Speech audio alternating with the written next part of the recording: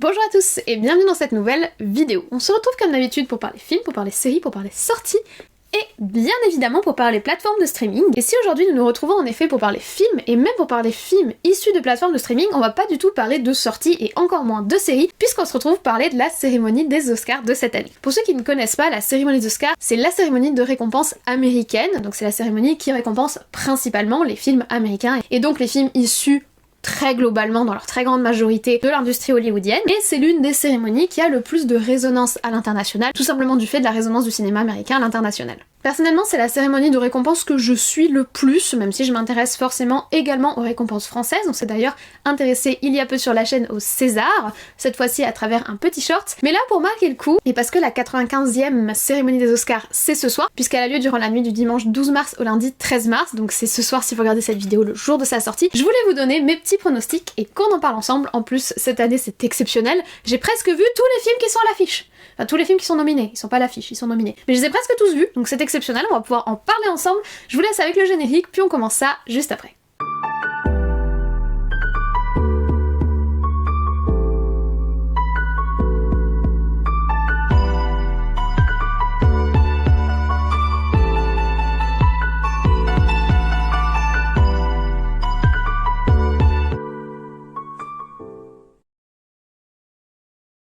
Alors, ce que je vous propose, c'est qu'on voit un petit peu les nominés pour chaque catégorie, et que pour chaque catégorie, je vous dise un petit peu vers lequel irait mon cœur. Alors, je sais pertinemment que des fois, celui que moi j'aurais choisi, c'est celui que les Oscars ne vont pas choisir, mais vous allez voir, on va en parler. Vu que j'en ai vu beaucoup, j'avais quand même envie de faire ça avec vous, et voir un petit peu si, au matin du lundi 13 mars, mes pronostics se sont révélés totalement faux, ou si certains se sont révélés juste, ou même si j'ai eu tout juste. Qui sait? Et pour que je ne sois pas la seule à être évaluée sur ce coup-ci, je vous propose en commentaire de me laisser vos pronostics à vous pour chaque catégorie, et on commence à présent avec les courts-métrages. Alors mettons les pieds dans le plat direct. Pour les courts-métrages, je ne pourrais pas vous donner de favoris, tout simplement parce que j'ai vu aucun court-métrage cette année. Le court-métrage, je devrais plus m'y intéresser parce que je suis sûre qu'il y a des pépites, mais c'est vrai que comme ils passent pas au cinéma, ils sont pas forcément toujours très accessibles. Mais du coup, il y a trois types de récompenses dans les courts-métrages: le meilleur court-métrage documentaire, le meilleur court-métrage en prise de vue réelle, donc en live action, en film classique quoi, et le meilleur court-métrage en animation. J'ai vu aucun des sélectionnés d'aucune des catégories, donc je vous propose de sauter dès à présent ces trois catégories. Je suis désolée, mais pour le coup le court-métrage c'est vraiment pas ma spécialité. On en arrive à la récompense pour les meilleurs maquillages et les meilleurs costumes. Pour cette récompense, nous avons 5 nominés. Nous avons tout d'abord À l'Ouest, rien de nouveau, qui est sorti sur Netflix, vous avez une vidéo dessus sur la chaîne, je vous en avais parlé.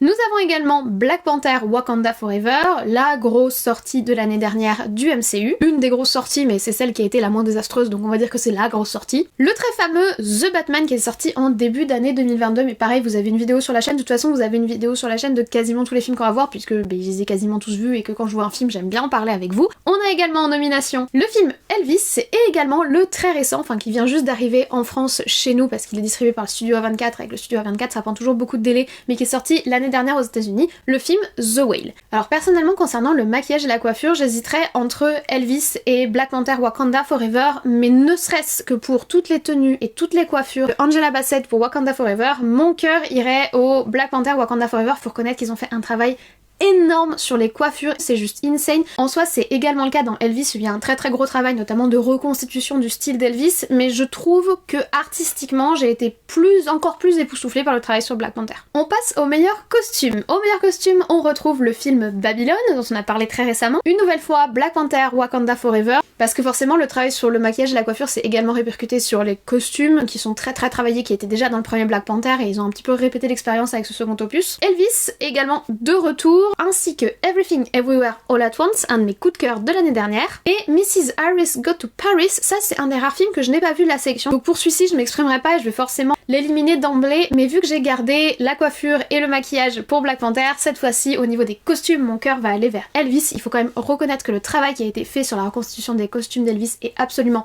phénoménal, donc pour cette catégorie je choisirai Elvis. On poursuit avec les meilleurs décors cette fois-ci. On retrouve À l'Ouest, rien de nouveau, et il faut reconnaître que la reconstitution des tranchées de la Première Guerre mondiale est absolument phénoménale. Je vous en avais beaucoup parlé dans ma vidéo, j'ai été très impressionnée par ce qui était proposé visuellement au niveau reconstitution des décors qui ont rappelé 1917 qui était sorti avant et qui sont vraiment très beaux. On a Avatar la voix de l'eau. Alors là je vous avoue que j'ai pas trop compris pourquoi Avatar était sélectionné pour les meilleurs décors, puisque la grande majorité des décors d'Avatar sont numériques, donc après un peu plus tard on va revenir sur le prix des effets visuels et là effectivement c'est super pertinent, mais là pour les décors j'ai pas trop compris. Alors désolé, c'était un petit problème technique, je enregistre cette partie-là en post-prod. Du coup, en autre nomination, nous avons The Fabelmans, nous avons également Elvis et pour finir, le film Babylone. Alors concernant les décors, cette fois-ci je choisirais À l'Ouest, rien de nouveau. Je trouve que vraiment au niveau du travail de reconstitution, le travail qui a été fait pour À l'Ouest, rien de nouveau était vraiment excellent et il mériterait un prix selon moi. Après je suis pas certaine qu'ils vont être sélectionnés. À l'Ouest, rien de nouveau est un film qui a été distribué par Netflix. Le statut est un petit peu particulier et sa reconnaissance par l'industrie hollywoodienne, en plus il a été réalisé par un réalisateur allemand, je sais pas, je suis pas trop convaincue, mais pour moi, au niveau du meilleur décor, c'est vraiment À l'Ouest, rien de nouveau qui mériterait cette récompense parce que le travail de reconstitution est vraiment très intéressant, très visuel, parce qu'il y a quelque chose de très visuel dans ce film, mais vraiment intéressant, et pour le coup, par rapport aux autres films, on a vraiment une énorme importance des décors, qui sont vraiment majeurs, et où on n'a pas trop d'apport du numérique. Pour Avatar, La Voix de l'eau, on a beaucoup de numérique. Là, dans À l'Ouest, rien de nouveau, c'est beaucoup de décors qui existent, et du coup, ça rend d'autant plus impressionnant le travail qui a été fait dans ce film. On poursuit avec les effets visuels, et forcément, dans les effets visuels, qui est sélectionné? Avatar, La Voix de l'eau. Et ça va être difficile à concurrencer, moi je vous le dis. On a donc de nouveau Avatar 2, La Voix de l'eau, on a de nouveau À l'Ouest, rien de nouveau, The Batman, Black Panther, et forcément Top Gun Maverick. Là honnêtement j'hésiterais entre le travail qui a été fait sur Top Gun Maverick qui était très beau et Avatar La Voix de l'eau qui sont deux films que j'ai beaucoup appréciés de l'année dernière, mais je pense que je vais vraiment m'orienter vers Avatar 2, le travail qui est fait par Cameron, notamment tout ce qui a été filmé sous l'eau et ensuite on va dire amélioré par les effets de synthèse, les effets numériques etc.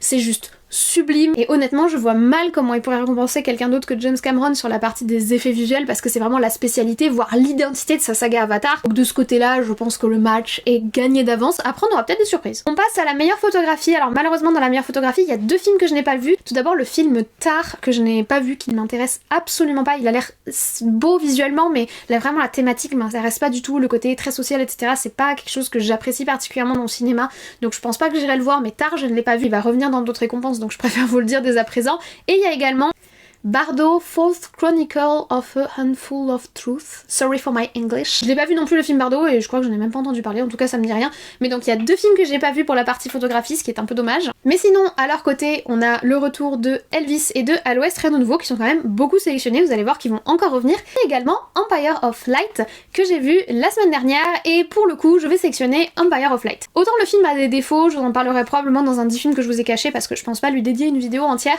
donc le film est pas parfait, mais visuellement, il y a des scènes qui sont magnifiques. En plus de décors et de personnages qui sont filmés avec une énorme sensibilité, on a des scènes, la scène du feu d'artifice, les différentes scènes de début. En fait, on a des scènes qui sont extrêmement contemplatives, même la scène quand ils sont sur le château de sable, etc. Enfin, il y a beaucoup de scènes qui sont visuellement hyper prégnante je trouve et qui habite beaucoup plus le film que l'histoire d'ailleurs, ou même que la sensibilité des personnages. C'est surtout la sensibilité de l'image qui m'a touchée et qui a fait que je me suis pas ennuyée même si le film a des longueurs etc. Et il aborde quand même une relation archi problématique, mais on en parlera quand on évoquera le film.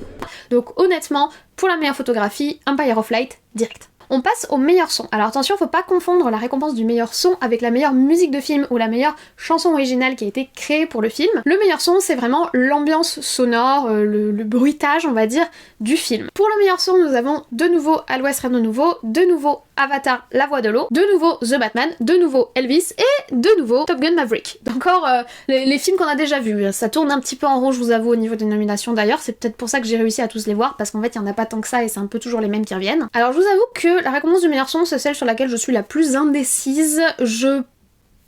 Honnêtement, je sais pas trop. Parce que le son dans À l'Ouest, rien de nouveau est vraiment très immersif, mais il y a aussi beaucoup de moments où il y a pas de son. Enfin, vraiment, il n'y a pas grand chose. Il y a pas mal de bruits naturels qui sont intéressants, les bruits des obus, etc., qui sont très impactants. Donc il y a quelque chose de très immersif, mais il y a aussi quelque chose de très immersif dans Top Gun Maverick et encore plus dans Avatar, La Voix de l'eau. Pour le coup, je sais pas trop. Je suis assez indécise. Mon cœur balance entre ces trois-là. Si je devais vraiment choisir un, je pense que je choisirais Avatar, La Voix de l'eau, parce que pour le coup, on est sur des sons qui sont uniquement créés en post-prod et qui n'ont pas pu être enregistrés sur place. Des bruits d'eau, des bruits sous l'eau, donc un petit peu atténués, etc. Donc je pense que j'irais vers Avatar, La Voix de l'eau, mais alors là, c'est sans conviction, et puis surtout je suis pas une grande spécialiste de l'aspect sonore d'un film.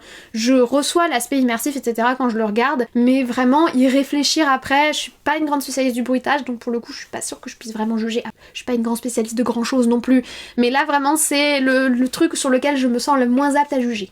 On passe au meilleur montage et on a un film qu'on n'avait pas encore abordé dans les sélections précédentes, mais qui est un film que j'ai beaucoup apprécié, qui est Les Banshees de Inisherin. On a également Elvis, On a aussi Everything Everywhere All at Once, comme je vous l'ai dit, un de mes coups de cœur de l'année dernière, le fameux film Tar que je n'ai pas vu et Top Gun Maverick. Alors concernant le meilleur montage entre tous ces films, n'ayant pas vu Tar, je l'élimine automatiquement, mais j'hésite vraiment entre Top Gun Maverick et Everything Everywhere All at Once parce que le montage sur les deux est vraiment très intéressant, mais je pense que mon cœur va aller vers Everything Everywhere All at Once, ne serait-ce que pour la scène où tous les visages sont superposés, qui est une scène extrêmement intéressante au niveau du montage et qui est épileptique à vivre. Enfin, ça a été un grand moment et je m'en souviens encore. Je l'ai vraiment vécu ce moment-là et il m'est resté de mon expérience de cinéma. J'étais dans ma salle IMAX et ça m'a englouti, donc juste pour ce moment-là, je donnerai la récompense de meilleur montage à Everything Everywhere All at Once, mais c'est vrai que les autres candidats, notamment Top Gun Maverick et Elvis, parce que le montage sur Elvis était assez intéressant avec des transitions qui sont en superposition, etc. Enfin, il y a des trucs qui sont aussi intéressants, mais c'est vrai que j'irais plutôt vers Everything Everywhere All at Once. On arrive sur la meilleure chanson originale, c'est-à-dire une chanson qui a été interprétée par une chanteuse ou un chanteur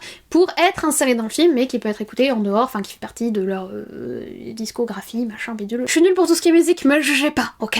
On a Lift Me Up de Rihanna qui est dans Black Panther, This Is The Life de Son Lux, j'espère que ça se prononce comme ça, je connais pas du tout ce chanteur, cette chanteuse, je ne sais pas qui c'est à vrai dire, qui était donc dans Everything Everywhere All at Once. La musique Natu Natu, ou Natu Natu, dans le film indien dont on m'a beaucoup parlé, enfin je sais pas comment ça se prononce moi, on m'a beaucoup parlé de ce film, je l'ai raté quand il est passé au cinéma et je suis pas certaine de vouloir le voir, je sais pas si ce film va me plaire honnêtement, je suis pas convaincue encore par ce film, mais en tout cas je ne l'ai pas vu, voilà. Applause de Sophia Carson dans Tell It Like a Woman, et Hold My Hand de Lady Gaga dans Top Gun Maverick. Alors très honnêtement, là pour le coup c'est un peu pareil que pour le son, je sais pas trop comment juger. Je me suis écouté la playlist officielle Oscar 2023 sur Spotify, donc je les ai toutes écoutées, et je vous avoue que la seule qui me parle un peu c'est celle de Rihanna, Lift Me Up, et puis elle marque un petit peu un grand retour de Rihanna qui avait pas chanté depuis un moment, donc je pense qu'ils vont valoriser ça, puis Rihanna, enfin c'est la méga star Rihanna.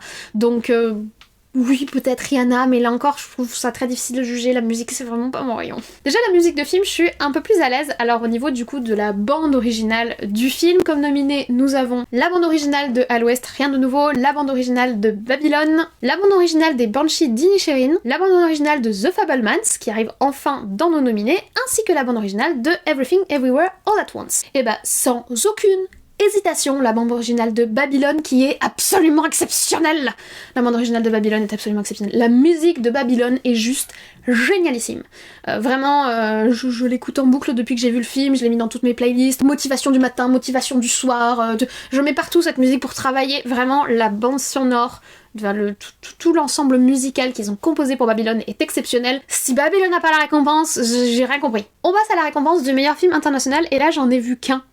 C'est À l'Ouest, rien de nouveau, qui est donc apparemment sélectionné en meilleur film international parce qu'il est réalisé par un réalisateur allemand, ce qui était tout l'intérêt puisque à la base c'est un roman allemand qui voit la guerre du point de vue allemand et qui est donc réalisé par un réalisateur allemand. J'ai pas vu les autres sélectionnés, donc les autres sélectionnés c'est Argentina 1985 qui vient d'Argentine, Close qui est un film qui vient de Belgique, The Quiet Girl qui vient d'Irlande, et le truc avec l'âne EO, je sais plus comment ça se prononce, qui vient de Pologne. Les autres je les ai pas vus, donc par élimination, je choisirais À l'Ouest, rien de nouveau, mais n'ayant pas vu les autres. Il paraît que EO, le film avec l'âne, est très bien, mais je l'ai pas vu, donc par élimination, celui que j'ai vu, mais là pour le coup sans aucune conviction. Une autre catégorie où je vais pas du tout pouvoir m'exprimer parce que j'en ai vu aucun, la catégorie des documentaires, donc je vous donne quand même les nominés. Nous avons un documentaire qui s'intitule All That Breathe, All the Beauty and the Bloodshed, Fire of Love, A House Made of Splinters, je sais pas trop ce que veut dire ce mot en fait, il faudra que je cherche, je sais pas ce que veut dire splinters en anglais. Et pour finir, un documentaire qui s'intitule Navalny, j'en ai vu aucun, donc voilà, mais je vous donne quand même les nominés. Si jamais vous les avez vus, bah du coup dites-le en commentaire, il y en a peut-être un qui est absolument exceptionnel et qu'il ne faut pas rater, dites-le nous. On passe au meilleur film d'animation, et là tout de suite ça me parle beaucoup plus. Il y a le film de Guillermo del Toro, Pinocchio. Il y a ensuite Marcel the Shell and the Shoe, que je n'ai pas vu mais qui apparemment est très mignon. Le fameux Le Chapeauté 2 dont on a beaucoup parlé, dont je vous ai parlé dans ma vidéo 10 films que je vous ai cachés, enfin 12 films que je vous ai cachés d'ailleurs. The Sea Beast qui était sur Netflix, dont je vous ai parlé également dans une vidéo 12 films que je vous ai cachés, mais celle d'encore avant puisqu'elle était sortie cet été. Et le dernier Pixar, Alerte Rouge. Alors pour le coup, Marcel the Shell, là je l'ai pas vu, donc Marcel le coquillage je ne l'ai pas vu, donc lui il est automatiquement éliminé, mais ensuite de tous les autres qui sont sélectionnés, très honnêtement, Pinocchio de Guillermo del Toro, déjà parce que c'est du stop motion et que c'est exceptionnel le stop motion. Ensuite Alerte Rouge, il était clairement pas à la hauteur, même s'il était sympathique. Sea Beast, vraiment déception, enfin c'est Dragon version pirate quoi, c'est How to Train Your Dragon version pirate, c'était pas très intéressant. Le Chapeauté 2 était très cool, mais je trouve qu'on en a fait beaucoup, on a crié au chef-d'œuvre absolu alors que le méchant est cool et les nouveaux designs sont sympas, mais honnêtement Pinocchio de Guillermo del Toro il est largement dessus, donc Donc clairement Pinocchio de Guillermo del Toro. Petite parenthèse coup de gueule quand même à ce moment-là de notre vidéo. Je trouve complètement injuste que les films d'animation ne puissent pas être sélectionnés en meilleur film. Comme si l'animation c'était une sorte de sous-catégorie à part et que les films d'animation ne pouvaient pas sortir de cette sous-catégorie. Déjà parce que du coup il y a que 5 films d'animation qui peuvent être nominés dans cette catégorie, donc ça en élimine énormément qui pourraient être nominés pour la musique, pour la meilleure bande sonore, pour le meilleur montage. Enfin il y a de la musique, il y a du montage, il y a de la photographie dans un film d'animation. Je ne comprends pas pourquoi les films d'animation se reléguent à cette petite catégorie merdique où on les enferme. Désolée j'ai dit merdique, mais parce que je le pense. Donc voilà, ça c'est le petit coup de gueule, je trouve ça nul, je trouve ça nul que ça n'évolue pas, ils sont dans l'erreur depuis des années, il serait temps de se réveiller et de pouvoir sortir les films d'animation de leur boîte film d'animation, c'est-à-dire pouvoir nominer un film d'animation dans une autre catégorie.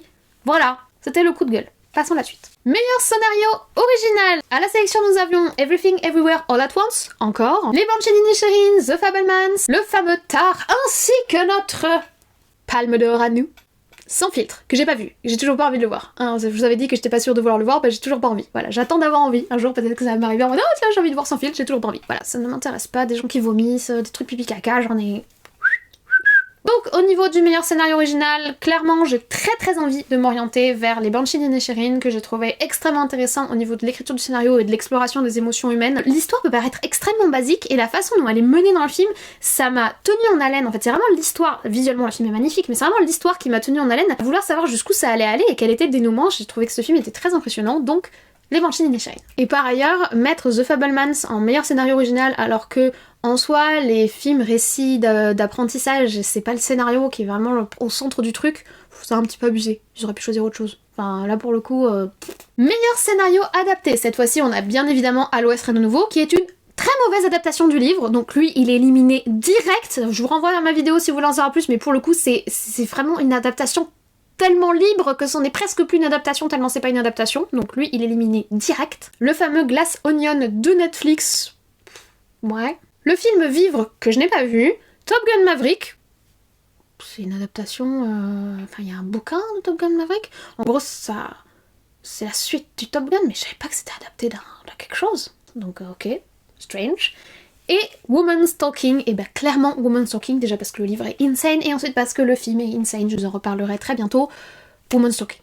Meilleur acteur dans un second rôle masculin. Brendan Gleeson dans Les Banshees d'Inisherin. Brian Tyree dans Causeway, que je n'ai pas vu. Jude Hirsch dans The Fablesman. Barry Keoghan également dans Les Banshees d'Inisherin. Quand je vous dis que ce film il a vraiment du potentiel, vraiment voyez-le.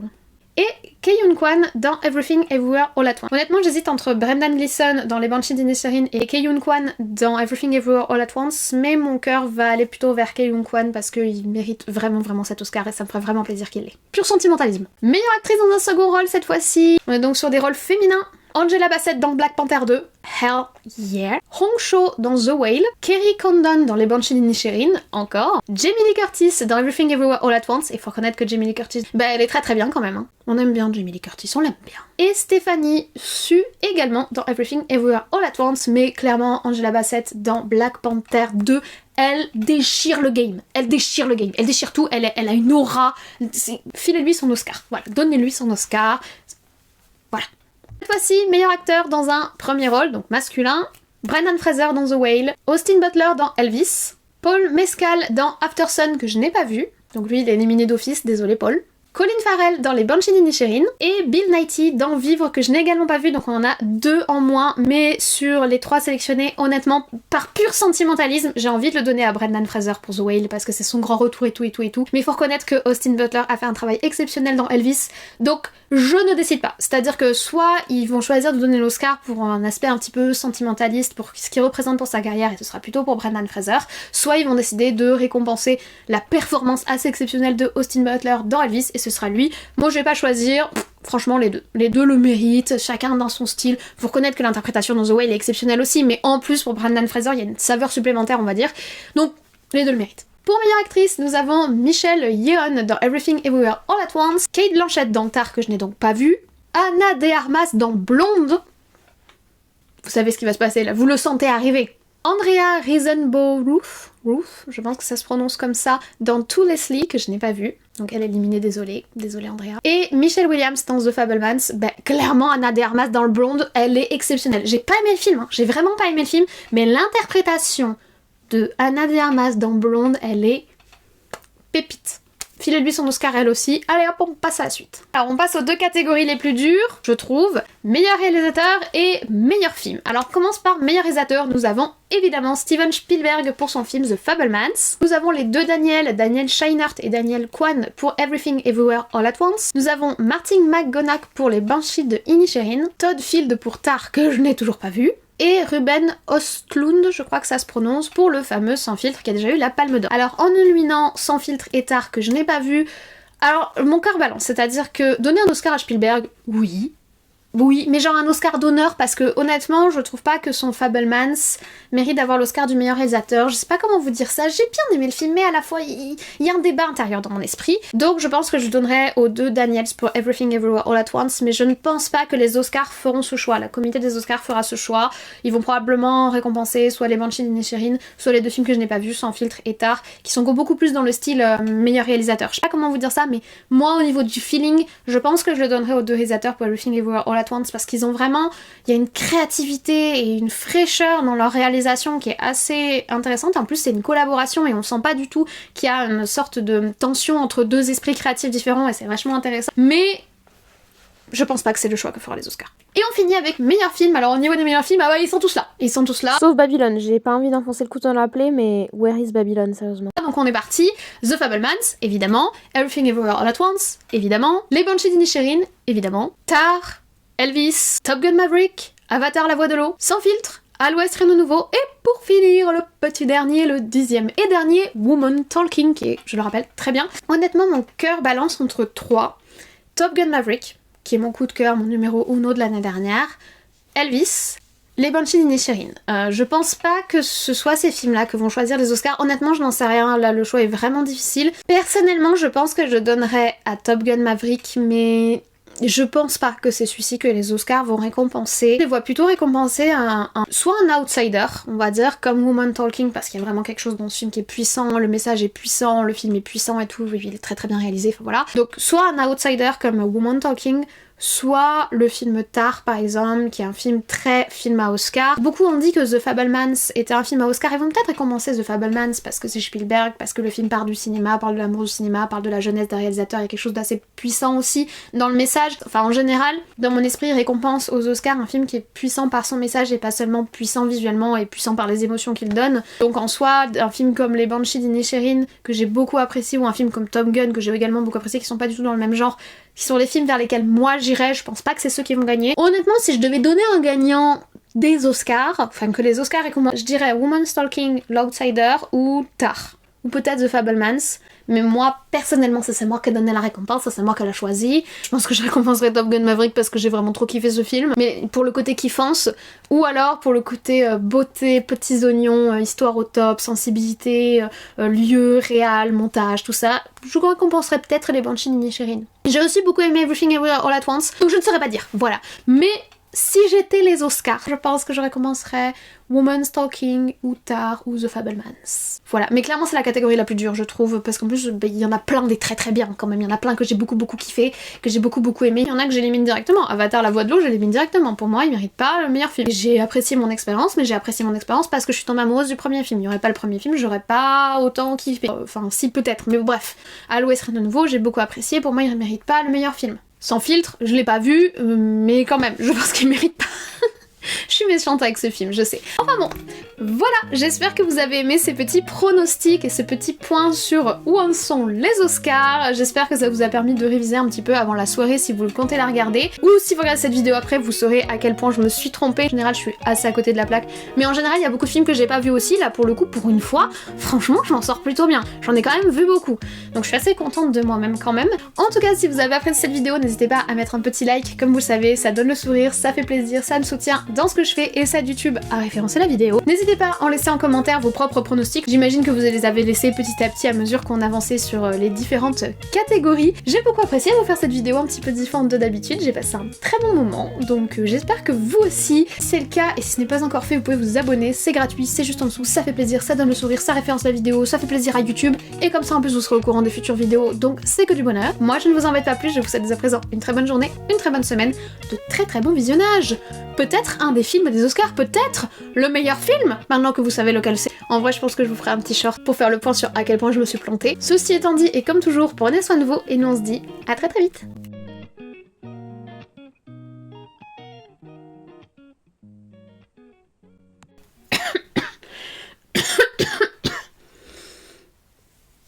Bon, j'ai changé un peu l'angle pour faire... C'est mieux dedans ou pas, ça? J'ai changé un peu l'angle pour faire une vidéo un peu différente. Vu que l'ambiance est un peu différente, du coup j'ai changé l'angle. Je sais pas si c'est porteur ou pas, mais on va dire que j'ai changé l'angle. Voilà! Et la cérémonie a lieu le... Donc pour celui-ci, je m'exprimerai pas et je vais forcément l'éliminer d'emblée. Si tu veux descendre, tu descends par là. Non. Bardo, False Chronicle of a Handful of Truth. Sorry for my English. Qu'est-ce que tu veux? Fais pas de bêtises, Doudou. Tu vas faire tomber mon installation. Tu veux dire bonjour? Tiens. Dis bonjour. Coucou mon bébé. Dis bonjour. Parle dans le micro. Je sais pas si vous l'avez entendu. Donc un petit peu... Applause de Sophia Carlson dans Tell It Like a Woman. She and the Bloodshed. Après le traumatisme de Titane et toutes les palmes d'or précédentes, enfin beaucoup des palmes d'or précédentes, je ne m'oblige plus à souffrir. Voilà. Everything Everywhere All at Once, il est compliqué ce titre. Mais si j'aime personne. Ouf. C'était sympa, je sais pas si vous avez aimé. Je pense que la vidéo sera un peu longue parce que j'ai blablaté à chaque catégorie, mais j'ai trouvé ça cool. C'est un exercice qui est marrant en fait, je trouve. C'est comme un petit défi à se lancer. Tiens, je vais essayer de dire lequel j'ai préféré, lequel j'ai pas préféré. J'ai kiffé, j'ai bien apprécié. Voilà, c'était un petit moment sympathique. J'espère que c'était le cas pour vous aussi. Je ne vous embête pas plus. Merci d'avoir regardé cette scène pas générique.